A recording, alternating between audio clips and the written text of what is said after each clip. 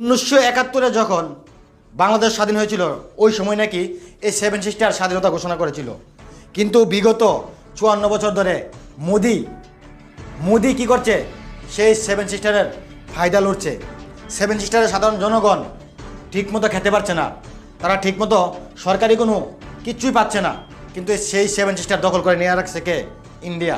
তাই seven sister কি চায় এখন? ওরা এখন নিজস্ব স্বাধীনতা চাই। ওরা নিজস্বভাবে সেভেন সিস্টার মণিপুর নিজস্বভাবে স্বাধীনতা ঘোষণা করবে। আর সেই স্বাধীনতা ঘোষণা করতে হলে কি করতে হবে? মোদিকে হাঁটাতে হবে। আর এখন সেভেন সিস্টারের সবাই বসে আছে, উঠছে আওয়াজ বাংলা জুড়ে, মোদি দাদু চিটিংবাজ।